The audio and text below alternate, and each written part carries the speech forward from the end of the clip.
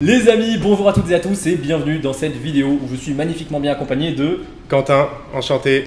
Franchement, c'est une vidéo assez symbolique parce qu'on va vous raconter un petit peu notre histoire.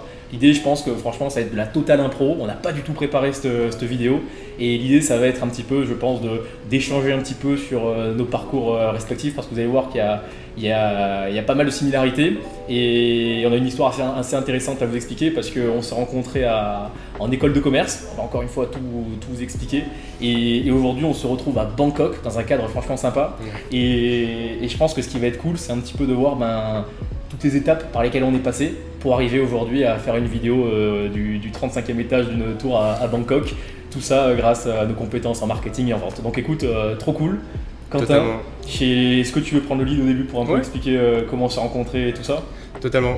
Déjà, ce qui est intéressant avec cette vidéo, c'est qu'il y a énormément de questions sur vous faites quoi dans la vie, comment vous avez fait pour en arriver là, et puis comment vous vous connaissez aussi, parce qu'ensemble on a mis pas mal de stories et les gens se rendent compte sur TikTok notamment qu'on se connaît. Et en effet, l'idée c'était de faire cette vidéo là pour clarifier un peu tout et puis retracer un peu notre parcours. Et puis donner quelques clés en toute humilité sur comment on arrivait justement à ce stade-là en SMMA pour moi et puis en consulting pour toi.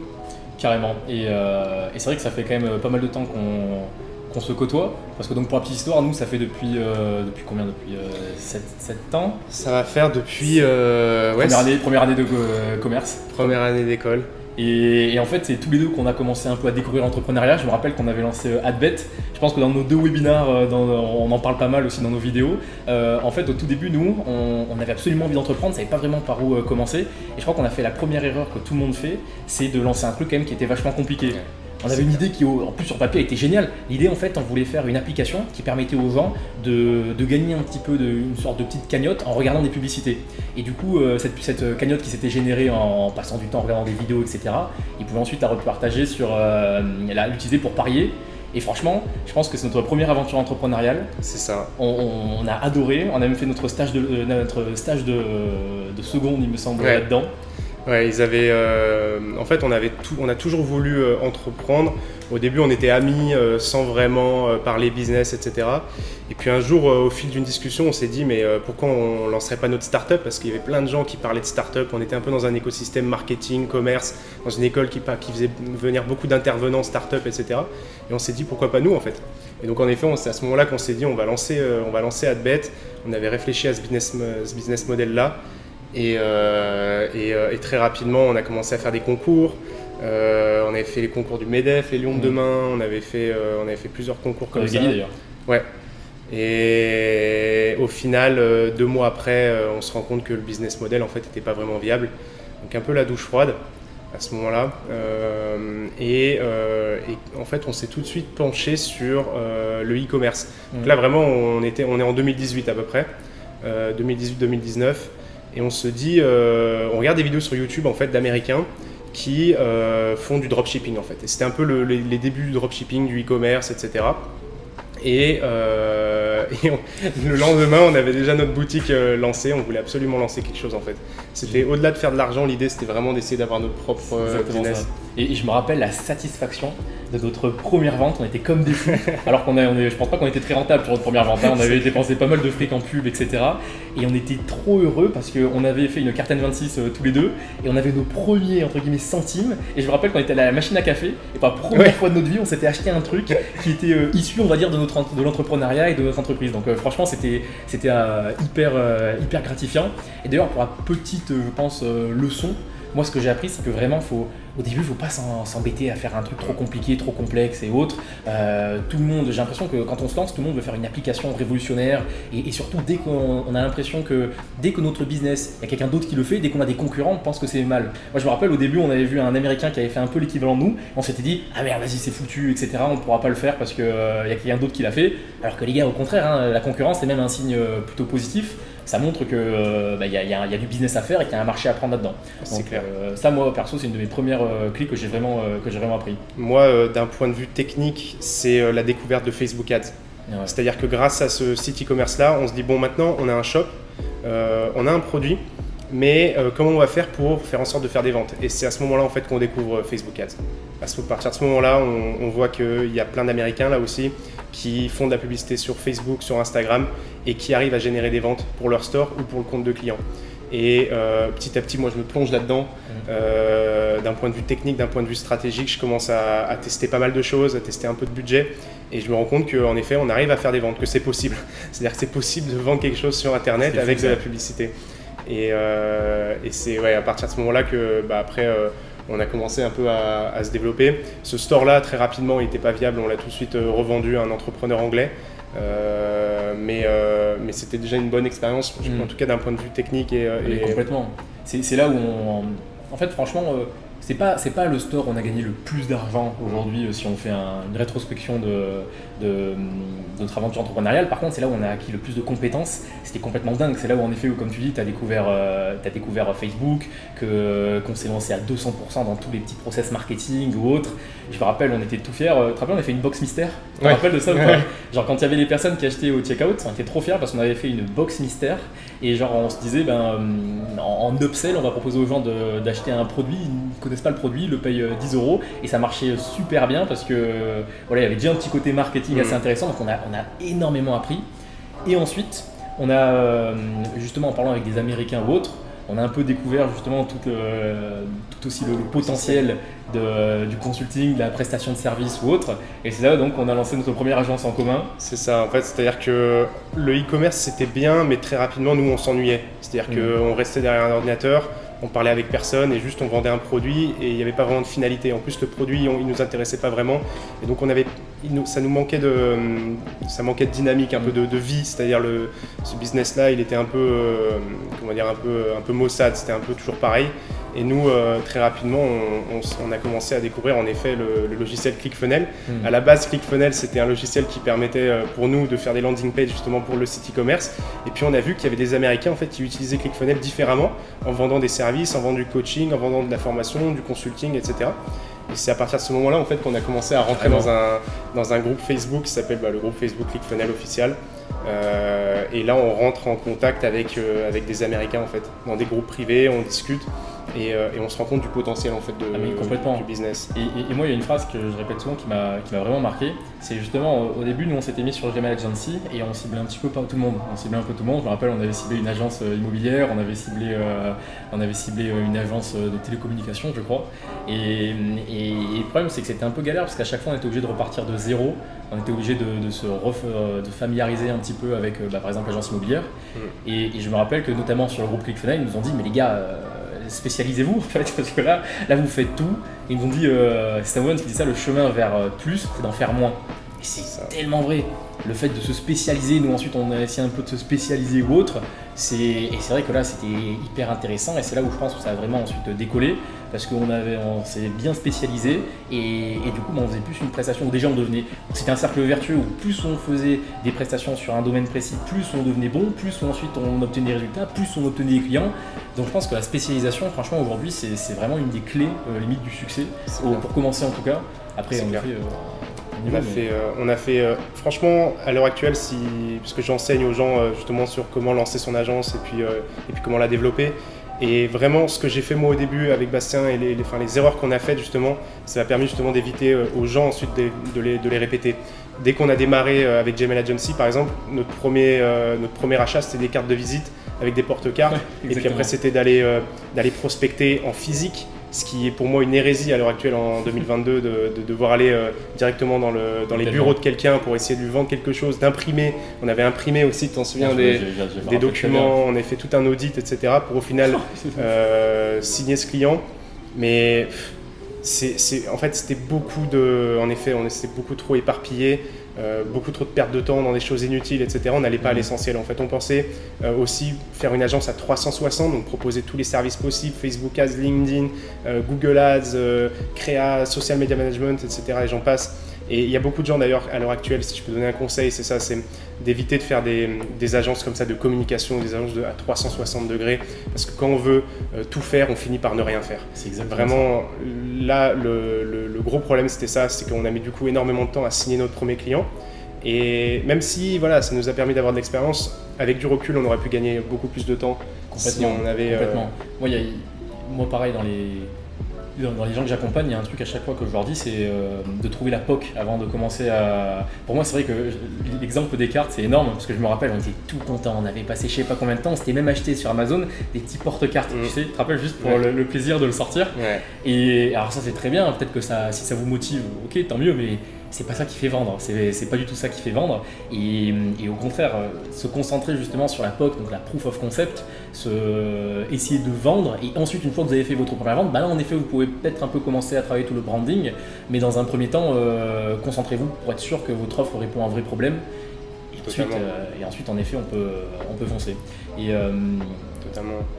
Et ensuite, après, moi, c'était un truc à rajouter. Non, c'est ça. Après, j'ai Gmail Agency. C'est là où ensuite on a un petit peu dissocié nos activités. Parce que je me rappelle que toi du coup, tu étais beaucoup plus focus en effet sur Facebook Ads. Ouais. Et moi, pour trouver des clients, à Gmail Agency, je m'étais focalisé à 200% sur LinkedIn. Et ensuite, il y a aussi, accessoirement, on vous raconte tout ça, mais on était encore étudiant, on était en deuxième ou troisième année, je crois. Donc accessoirement, on avait des partiels, accessoirement, on avait plein de trucs à faire. Et il y avait le fameux moment de l'alternance. Et alors là, c'était pareil, c'était un vrai choix. Cornélien, on ne savait pas exactement est-ce qu'on essayait de lancer notre entreprise ou d'acquérir de l'expérience dans une boîte. C'est ça. Je te laisse raconter. Totalement. Et moi, en fait, ce qui s'est passé, c'est qu'en troisième année, on était obligé de travailler dans notre entreprise. Dans une entreprise en alternance, et moi ils n'ont pas accepté parce que j'avais fait le stage à l'école, donc dans notre entreprise à l'école, ils nous avaient loué un bureau, etc. Et ils ne voulaient pas du coup que l'alternance soit encore dans notre propre entreprise. Et moi j'ai eu la chance de trouver dans la foulée un contrat chez Publicis, qui est, pour ceux qui ne connaissent pas brièvement, c'est une énorme agence de marketing, de communication, de publicité dans le monde. Je crois que c'est la deuxième plus grosse agence mondiale après Havas, et je gérais en fait un portefeuille de clients là-bas chez eux, notamment Intermarché, Bouygues Immobilier, donc des gros comptes clients en France, et j'achetais du média pour eux en fait. Je faisais ce que je faisais sur Facebook Ads, mais aussi en radio, en télévision, dans la presse, dans l'affichage dans la rue, etc. Ça t'a formé ça, hein. Et ouais, ça m'a énormément appris. Ouais. Franchement, ce qui m'a intéressé là-dedans, c'était le contact client. Ça m'a permis de développer ma capacité d'aisance au téléphone, de vendre aussi au téléphone aux clients, d'être précis dans ce que je fais, d'être organisé. Par contre, ça m'a pas servi vraiment après pour mon agence ensuite. Ouais.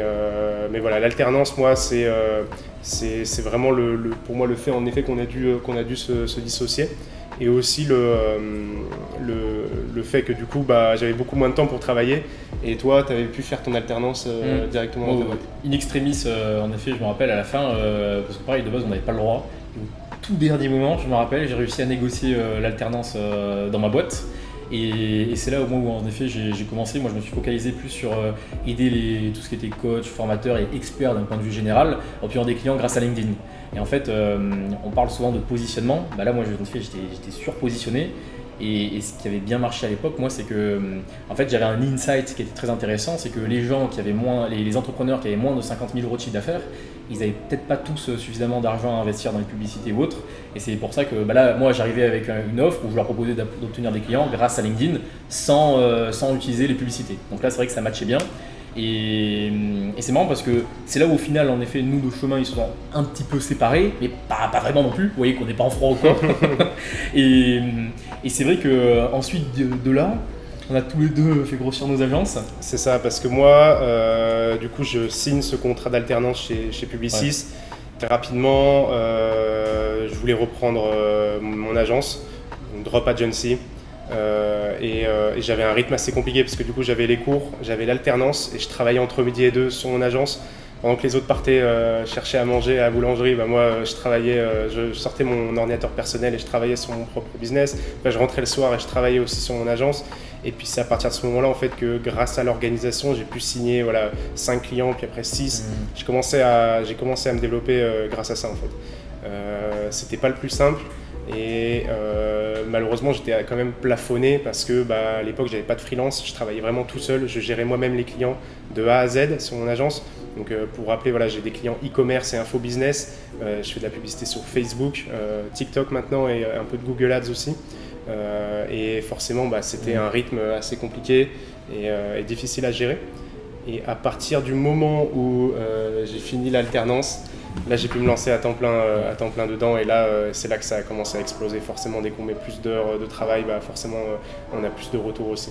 Et c'est vrai que c'est marrant parce qu'il y a un mec qui m'a envoyé un message il y a 2-3 jours et qui m'a dit t'as pop de nulle part. Il m'a dit on voit tes vidéos, etc. Et c'est marrant de retracer justement un petit peu tout ça, parce que ça montre que non, on n'a pas pop de nulle part. Hein. Vraiment pas. Quand on s'est vraiment acharné là-dessus, etc. Et c'est pour ça que c'est intéressant quand tu dis aujourd'hui, toi tu donnes le plan d'action et tu évites les obstacles qu'on a rencontrés justement pendant toute cette aventure entrepreneuriale. C'est vrai qu'on en a eu un paquet d'obstacles, on a eu un paquet on s'est trompé plein de fois, on a fait des erreurs plein de fois, on a fait des trucs qui n'ont pas marché plein de fois. Et il faut, je pense que c'est un petit peu inévitable, même si aujourd'hui, sans vous faire de la vente de formation ou autre, c'est vrai que c'est bien quand même d'avoir quelqu'un qui nous donne le plan d'action pour atteindre nos objectifs ou autres, parce que je pense que franchement, on a mis longtemps nous avant d'acheter notre première formation. Hein. Ouais. On se formait vachement sur YouTube, etc. Et des livres aussi, on bouffait des livres. Ah ouais. Ce qu'il faut savoir, c'est qu'il y avait le travail, mais il y avait aussi la partie où on discutait, on échangeait, on apprenait, on lisait des livres, on regardait des vidéos, on discutait avec des Américains qui étaient déjà 4 stades au-dessus de nous. Toute cette partie formation, mentor, c'est aussi énormément de temps en fait. Et en plus, moi à l'époque, je ne savais même pas que j'allais lancer une agence, donc je me formais vraiment sur tout, du consulting, du coaching, du e-commerce, etc. Et donc vraiment, j'ai bouffé énormément de contenu en effet avant de me concentrer et d'être focus sur l'agence. Mais c'est vrai que c'est dingue, hein. C'est dingue quand on réfléchit à tout ça, d'où on est parti et maintenant d'où on est arrivé quand même, parce qu'encore une fois, c'est trop cool. Si on s'était dit en lançant Adbet, qui était la boîte donc investir sur des paris sportifs ou autres en regardant des vidéos, si on avait su que c'était le début de l'aventure qui nous mènerait ici à Bangkok, c'est quand même cool, non? C'est énorme. On accompagne, et même d'ailleurs pour la petite anecdote, moi aujourd'hui il y a quelque chose j'avais grave le syndrome de l'imposteur où je me disais voilà, j'étais pas une lumière à l'école. Pour tout vous dire, on a failli se faire virer, je crois, 3-4 fois chacun de. Toi, une fois très sérieusement. Ouais. on galérait un petit peu, voilà, on n'était pas des foudres de guerre à l'école. Et je me disais, ouais, ça va être compliqué quand même de donner des conseils aux gens. Et en fait, aujourd'hui, moi, les 3/4 de mes clients, c'est soit des personnes qui ont fait HEC ou des personnes qui sont profs à HEC, même 3 de mes clients sont profs à HEC.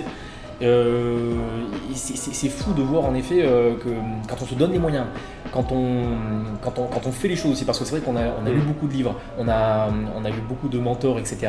Et au bout d'un moment aussi, on a fait les choses. Ouais. Et l'idée, c'est pas d'avoir la bibliothèque la plus garnie du game, mais c'est au bout d'un moment aussi de mettre les conseils en pratique. C'est ça, c'est vraiment d'être focus même sur le savoir. Ouais.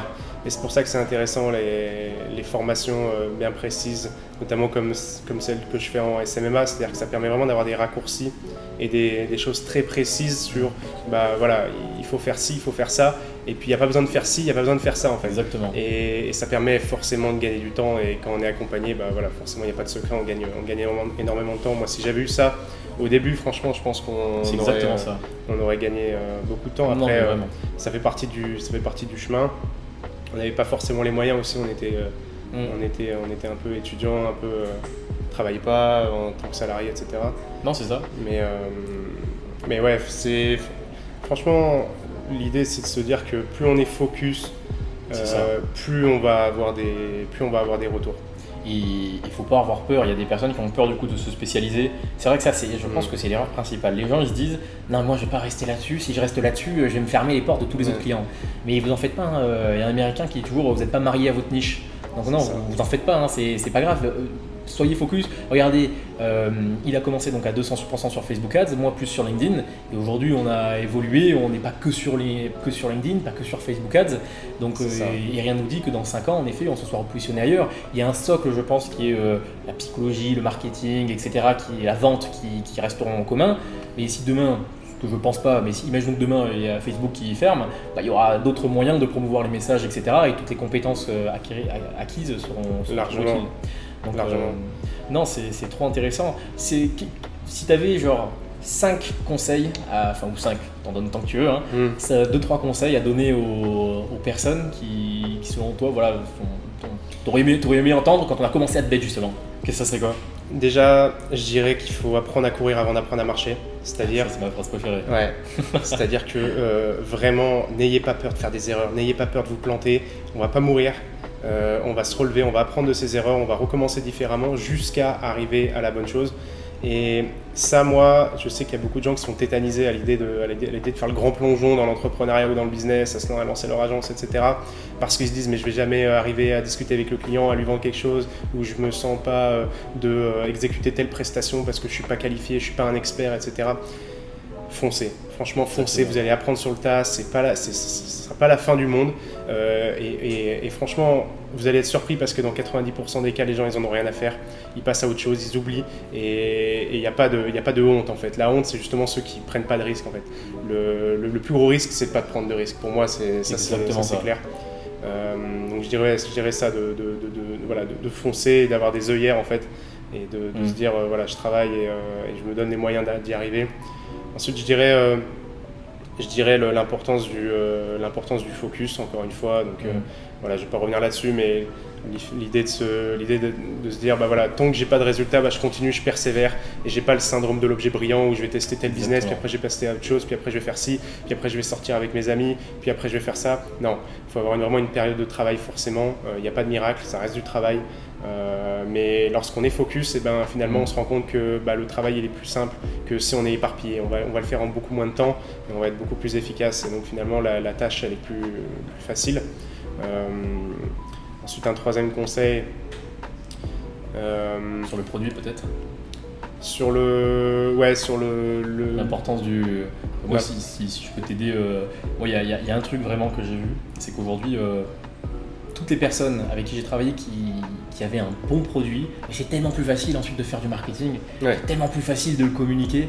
Enfin, il y a plein de personnes qui commencent à se dire ouais, Facebook Ads ça marche pas, LinkedIn ça marche pas, la formation en ligne ça se vend pas, etc. C'est juste que le produit est pas ouf. c'est dans 80% des cas, si le produit en effet il répond pas à un vrai problème ou autre, et je sais que les gens n'aiment pas trop entendre ça parce que c'est un peu le conseil cliché, et ça, les gens ils disent qu'on dit ça pour faire bien, mais non, moi, j'ai un client, il a un produit incroyable et c'est dingue de voir que dès qu'en effet on lance des campagnes, mais ça se vend comme des petits pains et j'ai des résultats que j'ai pas sur d'autres personnes parce qu'en effet il y a ce côté incroyable dès que le produit est bon et qui répond à un vrai besoin, c'est directement beaucoup plus facile de le vendre. C'est ça, c'est la cible et l'offre, c'est avoir une cible précise qui répond et avoir une offre qui répond à un problème sur cette cible et surtout apporter plus de valeur. Avoir plus de valeur perçue que ce qu'on va demander en termes de prix, ça c'est vraiment la base. Promettre moins, délivrer plus. Ouais. Ça fait partie de. Ça pour moi c'est la base maintenant si on veut lancer une offre qui cartonne même en e-commerce. Si vous faites des bundles, etc., pensez à en effet fournir plus que ce qui est attendu au départ, pour le prix en tout cas. Et ouais, en termes de conseils, je dirais que c'est à peu près tout. Pour moi, pour moi, le business, je sais que ça peut faire un peu cliché, mais vraiment, il y a 50% de mindset. C'est-à-dire vraiment 50%, ça se passe en vous parce qu'il n'y a personne au-dessus de vous qui va vous dire faut faire ci, faut faire ça, sauf si vous êtes formé par un mentor, etc. Mais c'est vraiment l'autodiscipline, c'est une course contre soi-même en fait, et on peut très vite se perdre. Et si on a des bons principes, si on a du focus, de la discipline, de l'autodiscipline, pour moi, ça fait déjà 50% du travail, des résultats, vraiment. Il faut vraiment ne pas négliger ça. Après, c'est 50% ensuite de technique, de stratégie et de marketing, etc. Et là-dessus, en effet, il faut revenir aux bases pour moi, c'est ça, c'est avoir une bonne cible, avoir une bonne offre qui répond à un besoin et puis se concentrer sur, pour moi en l'occurrence, vraiment les appels stratégiques. S'il y a bien un focus qu'il faut avoir, c'est avoir les gens au téléphone. Je suis d'accord. C'est marrant parce que, encore une fois, on a un peu les mêmes courants de formation ou autres. Et même si aujourd'hui on fait deux activités qui sont un petit peu différentes mais qui se ressemblent énormément, on a tous les deux un petit peu les mêmes points de focus ou autres. Moi, les appels stratégiques, il y a eu une obsession à un moment d'automatiser le maximum de choses. Genre, les gens ils voulaient automatiser tout ce qui était possible et limite ne plus avoir d'interaction avec les gens en face. Moi, franchement, je trouve au contraire que l'appel stratégique c'est très puissant pour deux raisons. Premièrement, en termes de conversion, c'est inégalable, je pense. La conversion, il y a toujours plus de conversion dans un appel stratégique que dans un webinar 100% automatisé. À la limite, vous pouvez faire un webinar qui pousse vers un appel stratégique. Mais c'est vrai qu'aujourd'hui, l'appel stratégique permet aussi d'avoir des insights fantastiques. Il y a des personnes, moi, qui m'ont donné des idées mais complètement dingues de par leurs objections. Ils me formulaient des objections, je me suis dit putain, mais carrément en fait, c'est cette objection que lui il a, je suis sûr qu'il y a des dizaines de personnes qui veulent l'avoir et il la démontre pas assez dans mon analyse marketing. Donc je pense qu'en effet ça c'est hyper intéressant de se dire aujourd'hui que les appels stratégiques ne nous donnent pas que un beau taux de closing mais aussi nous offrent des possibilités dingues pour améliorer notre marketing sur les personnes qui vont acheter ou autre. Donc ouais, ça c'est bien. Et moi juste je soulignerai en effet à 200%, j'ai lu, si je vous recommande le livre Principle de Ray Dalio, on adore tous les deux, qui dit en fait que vous devez faire des principes de vie. Par exemple, Quentin qui gère Facebook Ads, il va faire des principes pour réussir Facebook Ads. Et moi qui aide les gens à lancer aussi maintenant des formations en ligne, je vais faire les principes pour réussir à lancer une formation en ligne, etc. Et moi, dans mes principes, que j'ai marqué tout en haut, comme Quentin l'a dit, c'est vraiment d'apprendre à courir avant de se faire marcher, mais c'est tellement puissant.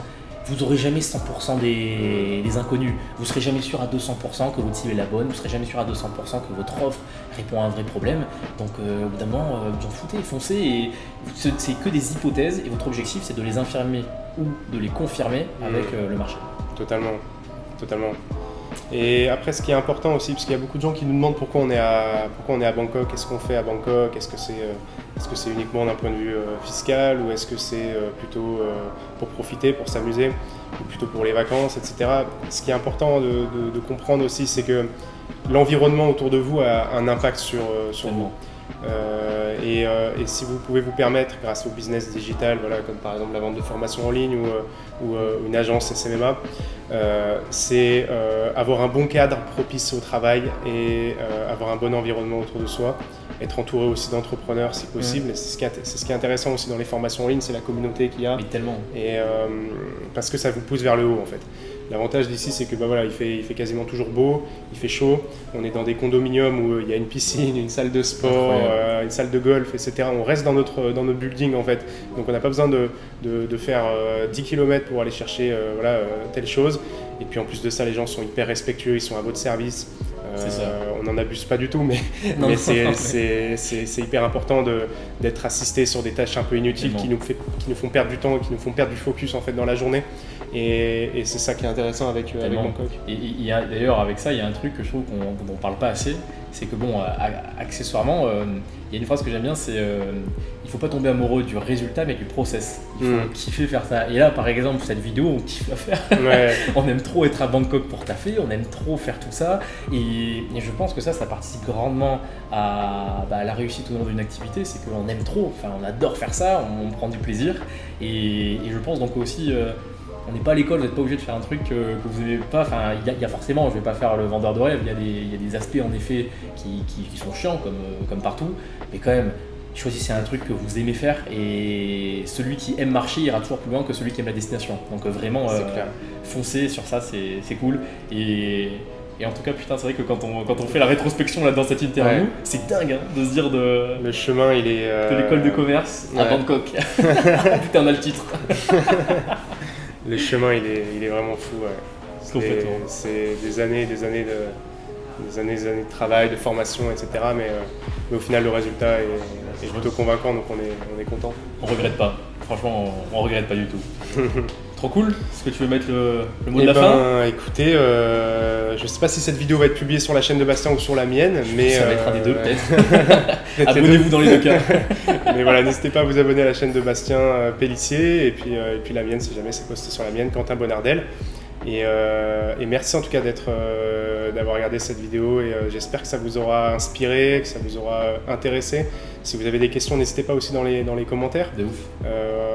On sera un grand plaisir d'y répondre. Et puis bien évidemment, on se retrouve prochainement dans une vidéo, peut-être ensemble, ou peut-être ailleurs. Peut-être en dehors de Bangkok, on verra. Trop cool. Et écoute, c'était un plaisir cette interview. À très vite les gars et ciao. Ciao.